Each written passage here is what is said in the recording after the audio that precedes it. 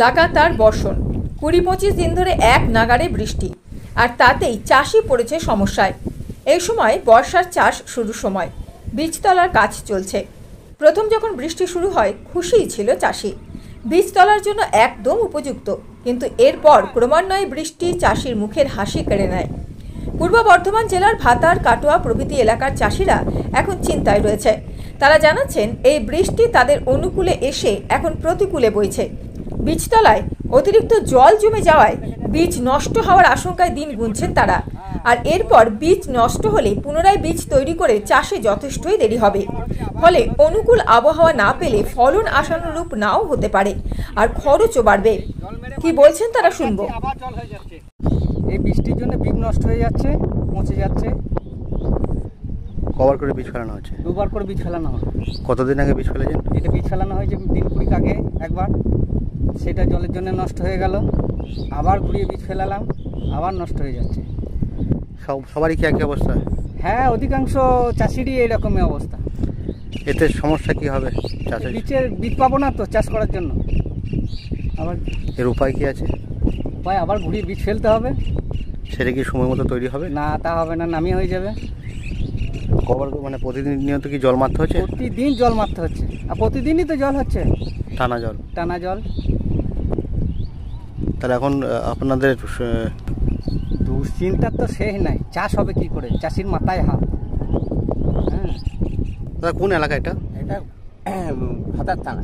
আমাদের সমস্যা হচ্ছে এই রাত প্রতিদিন সকালে, সন্ধে, বিকালে সবসময় বৃষ্টি হচ্ছে। বৃষ্টিতে বীজ নষ্ট হয়ে গেল। হ্যাঁ, জল মেরে ছেঁকে শেষ হয়ে গেলাম। কি করব? না বীজ না হলে আমরা চাষ করে খাবো কি করে? হ্যাঁ, এই আগামী দিনে আমাদের কি করে যে সংসার চলবে সেইটাই চিন্তা আমাদের। কত শতাংশ কৃষকের এই অবস্থা? এই 80% লোকের একই অবস্থা। হ্যাঁ, 80% কৃষকের বীজের পরিস্থিতি খুব খারাপ। হ্যাঁ, বীজ বাউলি না হলে চাষ করে খাবে কি করে মানুষ? আমাদের সীমিত সব 5 বিঘে 7 বিঘে করে জমি জায়গা করে আমাদের দিন চলবে। কোনো বছর এরকমভাবে একটানা এই 20-25 দিন পানি হওয়া দেখিনি। তো সময়ে চাষও হবে না? না, সময়ে চাষ কি করে হবে? এই তো বীজের অবস্থা। কেমন খরচা হয় বীজগুলো রোপণ করতে আপনাদের? বীজে ধরুন প্রায় 7,000-8,000 টাকা খরচা হয় বিঘার। এক বিঘে বীজের জন্য? এক বিঘে বীজের জন্য 2,000 টাকা খরচ হয়। অনেকেই দেখলাম যে দুবার করে বীজ তারা আবার ফেলছে। তাতে কি সেটা টাইমে হবে বলে মনে হচ্ছে?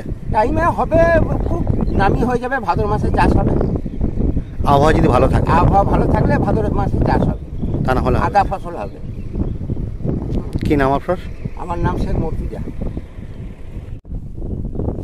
তবে জেলা পরিষদের কৃষি কর্মাধ্যক্ষ মেহবুব মণ্ডল জানান, এখনকার বৃষ্টি এখনো পর্যন্ত খুব একটা প্রতিকূলতা তৈরি করেনি চাষের ক্ষেত্রে। তবে এরপরও যদি বৃষ্টি না থামে সেক্ষেত্রে চিন্তার বিষয় রয়েছে। কি বলছেন তিনি, শুনবো। যে বৃষ্টি হয়েছে জুন জুলাইয়ে, জুলাইতে আপনার বৃষ্টিপাত তো স্বাভাবিক বেশি হয়েছে। জুনে যা নর্মাল 226 হয়, কিন্তু 275.5 মানে 21.9% হচ্ছে যে এক্সেস বৃষ্টি হয়েছে জুনে। এই 1-1.5 মাসের মধ্যে এই বৃষ্টিটার জন্য এটা হচ্ছে কি যে চাষের পক্ষে ক্ষতি হয়নি, খুব বেশি আমাদের চাষের ক্ষতি হয়নি। কারণ এই বৃষ্টিটা হওয়ার জন্য আমাদের হচ্ছে অনেকে জমি এখন হচ্ছে চষছে, রোয়ার কাজ এখন কিছু জায়গায় আরম্ভ হয়েছে, কিন্তু কিছু জায়গায় হয়নি। কারণ অনেক জায়গায় যেটা সমস্যা হচ্ছে বীজতলা করেছে, এই বীজতলা করার পরে এই বীজটা অনেক জায়গায় হয়তো ডুবে গেছে। এই ডুবে যাওয়ার জন্য অনেক জায়গায় এখন কিন্তু ওই রকম পরিস্থিতি যারা বীজতলা করে সাধারণত সেটা লো ল্যান্ডের ওপর করে না। জলটা যে প্রবাহিত হচ্ছে জমির ওপর দিয়ে, অনেক জায়গায় হচ্ছে জমির ওপর দিয়ে প্রবাহিত হচ্ছে, সেইটা জায়গায় এখনও সেরকম ক্ষতি হবে না। এই কারণে ধান তো রোপণ করা হয়নি।